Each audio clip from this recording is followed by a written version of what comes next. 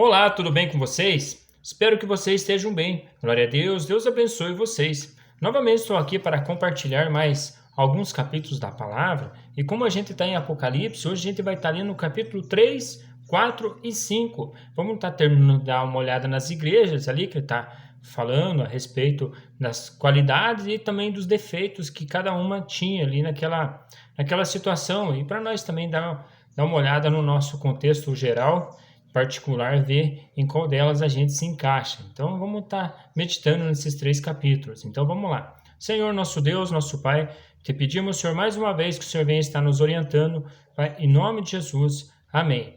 No capítulo 3, ele vai estar falando a igreja de Sardes, que fala bem assim: ao anjo da igreja em Sardes escreva: estas são as palavras daquele que tem os 7 Espíritos de Deus e as 7 estrelas. Conheço as suas obras. Você tem fama de estar vivo, mas está morto. Esteja atento, fortaleça o que resta e que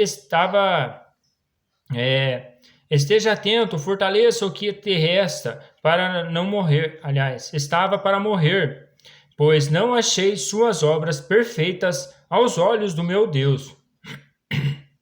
Então ele está falando ali para estar se fortalecendo o que resta e o que estava para morrer. Enfim, tinha algumas coisas que estavam para morrer ainda e que eles não estavam enxergando aí as obras aí perante Deus. Lembre-se, portanto, do que você recebeu e ouviu.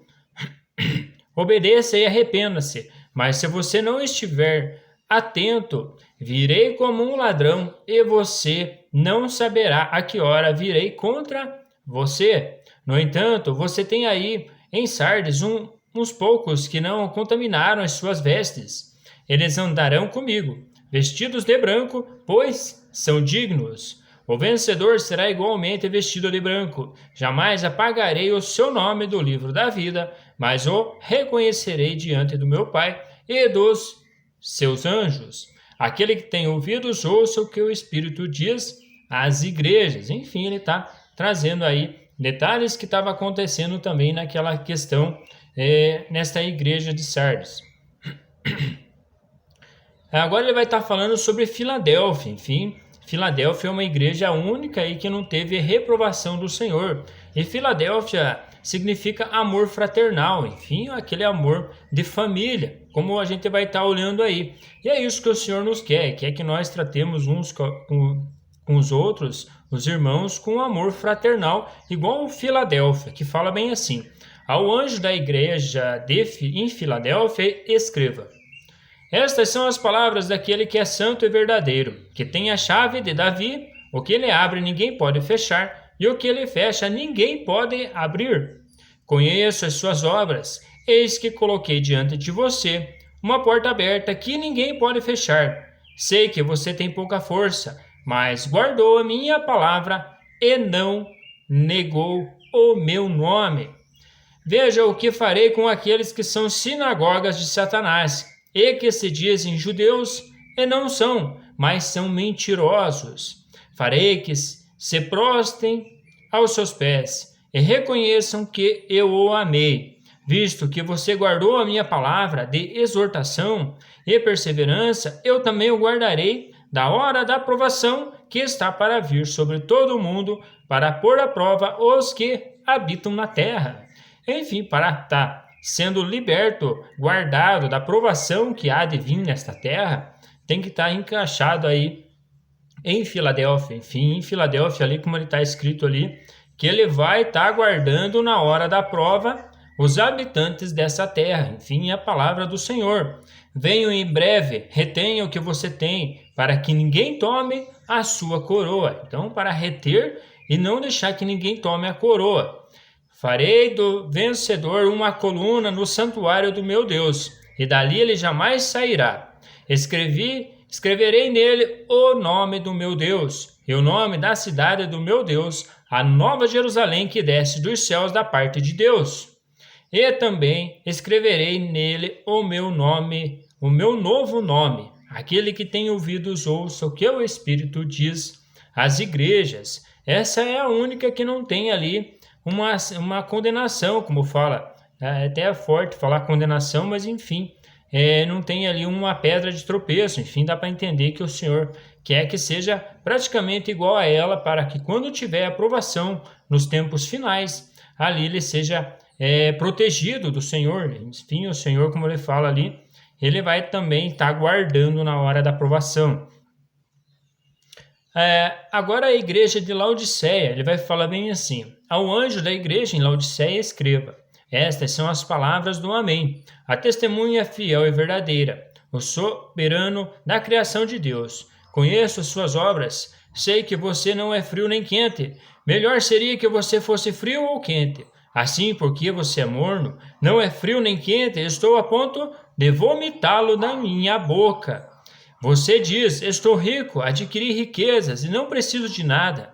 Não reconhece, porém, que é miserável, digno de compaixão, pobre, cego e que está nu. Enfim, aqui ele está trazendo aí um detalhe a respeito dessa igreja aí, que fala que é rico, enfim, mas enfim é morno. E é morno, o Senhor fala que vai cuspir os mornos, vai vomitar.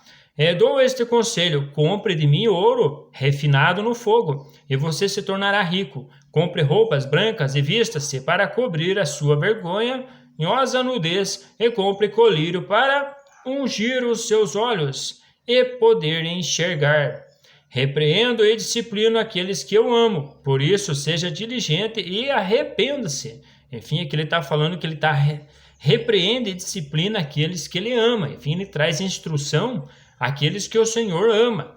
Eis que estou à porta e bato. Se alguém ouvir a minha voz e abrir a porta, entrarei e cearei com ele e ele comigo. Enfim, está trazendo ali para eles: olha, se eu estou à porta, se eu estou batendo na porta, se você abrir e deixar eu entrar, eu vou cear com você. Assim que ele está trazendo esse contexto aí. Ao vencedor darei o direito de sentar-se comigo em meu trono, assim como eu também vencia e sentei-me com meu Pai em seu trono. Aquele que tem ouvidos, ouça o que o Espírito diz às igrejas. Enfim, ele está prometendo até pessoas aí, até estar sentando no trono com ele. O próprio Senhor está falando aqui nesta igreja de Laodiceia aí, ao vencedor. No capítulo 4: depois dessas coisas olhei, diante de mim estava uma porta aberta no céu. A voz que eu tinha ouvido no princípio, falando comigo, como trombeta, disse: suba para cá, e mostrarei a você o que deve acontecer depois dessas coisas. Imediatamente me vi tomado pelo Espírito, e diante de mim estava um trono no céu, e nele estava assentado alguém. Aquele que estava sentado era de um aspecto semelhante a jaspe e sardônio. Um arco-íris, parecendo uma esmeralda, circundava o trono, ao redor do qual estava outros viventes e 4 tronos, e assentados neles havia 24 anciões. Eles estavam vestidos de branco, e na cabeça tinha coroas de ouro. Do trono saíam relâmpagos, vozes e trovões. Diante dele estavam acesas 7 lâmpadas de fogo, que são os 7 Espíritos de Deus. E diante do trono havia algo parecido como um mar de vidro, claro como cristal. No centro, ao redor do trono, havia 4 seres viventes, cobertos de olhos, tanto na frente como atrás. O primeiro ser parecia um leão, o segundo parecia um boi, o terceiro rosto como o de um homem, o quarto parecia uma águia em voo. Cada um deles tinha 6 asas e era cheio de olhos, tanto ao redor como por baixo das asas. Enfim, Ezequiel também teve esta mesma visão. No início, ali, quando Ezequiel recebe a mensagem de Deus, ele viu esses seres viventes e ele descreve lá no livro de Ezequiel, como nós também já passamos por lá. Dia e noite repetem sem cessar: Santo, Santo é o Senhor, o Deus Todo-Poderoso, que era, que é e que há de vir. Toda vez que os seres viventes dão glória, honra e graça àquele que está sentado no trono e que vive para todo sempre, os 24 anciões se prostram diante daquele que está sentado no trono e adoram aquele que vive para todo sempre. Eles lançam as suas coroas diante do trono e dizem: Tu, Senhor, é Deus nosso e és digno de receber a glória, a honra e o poder, porque criaste todas as coisas e por tua vontade elas existem e foram criadas. Enfim, ali ele está trazendo toda a existência de todas as coisas que existem aqui na Terra. No capítulo 5, ele vai estar falando do livro do Cordeiro, que fala bem assim, ó. Então vi na mão direita daquele que está sentado no trono um livro em forma de rolo, escrito de ambos os lados, e selado em 7 selos. Vi um anjo poderoso proclamando em alta voz: quem é digno de romper os selos e de abrir o livro? Mas não havia ninguém nem no céu, nem na terra, nem debaixo da terra, que pudesse abrir o livro ou sequer olhar para ele. Eu chorava muito, porque não havia ninguém que fosse digno de abrir o livro e de olhar para ele. Então um dos anciões me disse: não chore, eis que o leão da tribo de Judá, a raiz de Davi, venceu para abrir o livro e os 7 selos. Depois vi um cordeiro que parecia ter estado morto, em pé no centro do trono, cercado pelos 4 seres viventes e pelos anciões. Ele tinha 7 chifres e 7 olhos, que são os 7 Espíritos de Deus enviados a toda a terra. Ele se aproximou e recebeu o livro da mão direita daquele que estava assentado no trono. Ao recebê-lo, os 4 seres viventes e os 24 anciões prostraram-se diante do Cordeiro. Cada um deles tinha uma harpa e taças de ouro cheias de incenso, que são as orações dos santos, e eles cantavam um cântico novo. Tu és digno de receber o livro e de abrir os seus selos, pois foste morto, e com o teu sangue comprastes para Deus gente de toda tribo, língua, povo e nação. Tu constituístes reino e sacerdotes para o nosso Deus, e eles reinarão sobre a terra. Vê que interessante esse detalhe que ele fala, que com o sangue dele, Jesus, ele, como um cordeiro, ele comprou para Deus toda a humanidade de volta com o sacrifício dele. Enfim, hoje nós estamos perto de Deus por causa do sacrifício que Jesus fez. Enfim, ele comprou eu, comprou você, através do sangue dele, como está escrito aqui, porque ele é o único que era digno de abrir o livro do Cordeiro, o livro dele. Por isso que é necessário nós estarmos no livro do Cordeiro, no livro de Cristo Jesus, para que não tenha a segunda morte na nossa vida, enfim, não tenha a separação de Deus. E essa é a segunda morte.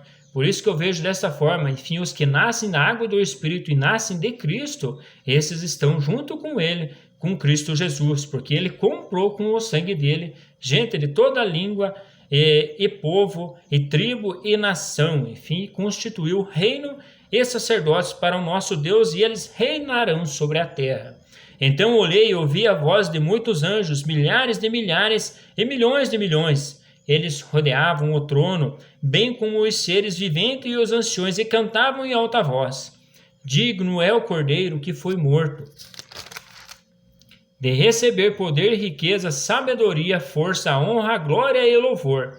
Depois ouvi todas as criaturas existentes no céu, na terra, debaixo da terra e no mar, e tudo que neles há, que diziam: aquele que está sentado no trono é o Cordeiro. Sejam o louvor, a honra, a glória e o poder para todo o sempre.